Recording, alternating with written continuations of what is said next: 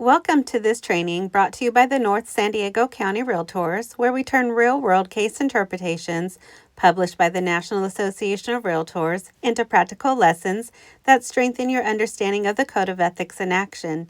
Today's focus: multiple offers to be presented objectively from Case Interpretation 1-29 under Article 1 of the Realtor Code of Ethics.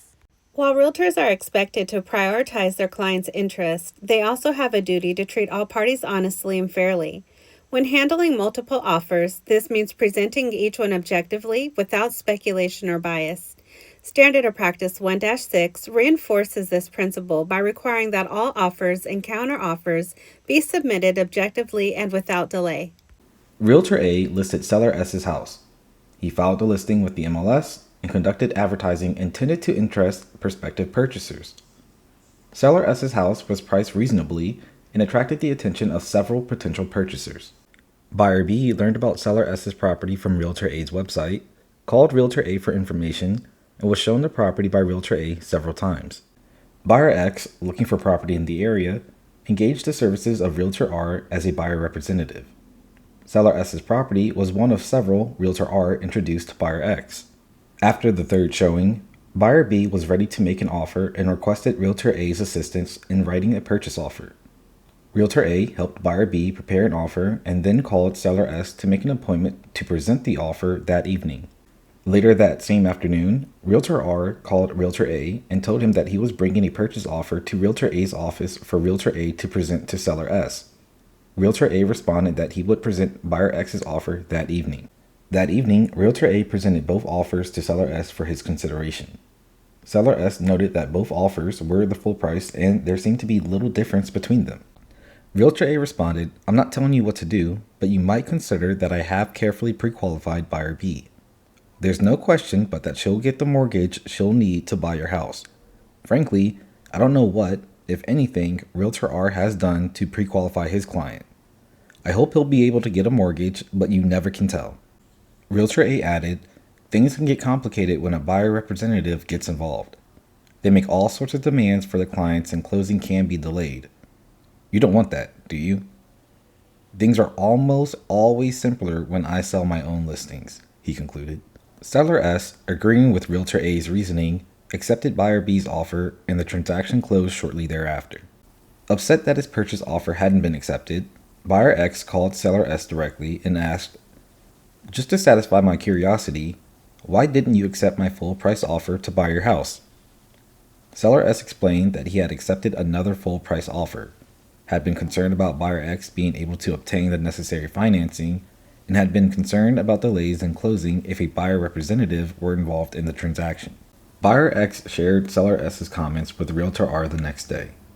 Realtor R, in turn, filed an ethics complaint alleging that Realtor A's comments had intentionally cast Buyer X's offer in an unflattering light, that his comments about buyer representatives hindering the closing process had been inaccurate and unfounded, and that Realtor A's presentation of the offer had been subjective and biased and in violation of Article 1 as interpreted by Standard of Practice 1-6. At the hearing, Realtor A tried to justify his comments, noting that although he had no personal knowledge of Buyer X's financial wherewithal, and while he hadn't had a bad experience dealing with represented buyers, it was conceivable that an overzealous buyer representative could raise obstacles that might delay a closing. In response to Realtor R's questions, Realtor A acknowledged that his comments to Seller S about Buyer X's ability to obtain financing and the delays that might ensure if a buyer representative were involved were essentially speculation and not based on fact. The hearing panel concluded that Realtor A's comments and overall presentation had not been objective, as required by Standard of Practice 1-6, and found Realtor A in violation of Article 1. This case involves a common yet delicate situation: multiple full-price offers on a property. Realtor A had listed Seller S's home, which quickly drew interest, but Buyer B, who had been shown the property several times by Realtor A, submitted a full-price offer. Buyer X, represented by Realtor R, also submitted a full-price offer around the same time. Realtor A did present both offers to Seller S. However, during the presentation, he cast doubt on Buyer X's offer by speculating about the buyer's ability to obtain financing and suggesting that involving a buyer's representative could complicate the transaction. These comments weren't based on fact, and they clearly favored Realtor A's own client. Seller S ultimately accepted buyer B's offer, but when buyer X contacted the seller directly to ask why his offer wasn't accepted, he learned about the comments that influenced the decision. Realtor R then filed an ethics complaint alleging that Realtor A's biased and speculative remarks violated Article 1. At the hearing, Realtor A acknowledged that his comments to the seller were not based on confirmed information. He admitted that his concerns about buyer X's financing and the potential for delays were speculative rather than grounded in facts. He explained that while he had not personally experienced problems working with the buyer's representatives, he believed it was possible that a buyer's agent could complicate or slow down a transaction.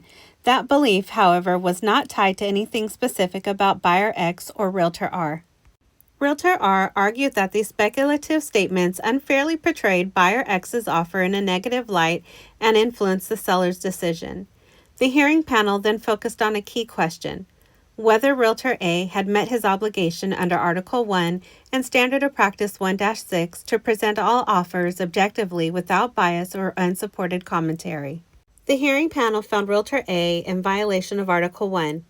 His comments during the offer presentation weren't objective. They speculated about buyer X's financing and portrayed the involvement of a buyer's agent as problematic, despite having no factual basis for either concern. By introducing bias and undermining a competing offer, Realtor A failed to treat all parties honestly and fairly. The panel emphasized that Article 1 requires realtors to present all offers professionally and without personal bias, especially when offers are equally strong. This case highlights how essential objectivity is when presenting multiple offers. Realtors have a duty to treat all parties fairly, especially when offers are comparable. Speculating about a buyer's qualifications or making assumptions about how buyer representation might affect the process can cross ethical lines if not grounded in fact. Favoring one buyer, even unintentionally, can influence outcomes and violate Article 1. Upholding the code means being honest, impartial, and focused on the facts, regardless of who brings the offer. Now it's your turn to reflect. If you were in Realtor A's position, how would you present two equal offers without tipping the scale? What information would you seek from the other agents to ensure both offers are represented fairly and accurately? Consider how certain phrases, even when well-meaning, might unintentionally signal favoritism. And think about what systems or checklists you could use to maintain objectivity while still advocating for your client's best interests. Thanks for reviewing this case interpretation with us. As a realtor, your influence carries weight. When you present offers objectively, you help your client make informed decisions, while also honoring your duty to treat all parties with fairness and integrity. For more real-world training and resources, visit www.youtube.com/@NSDC Realtors.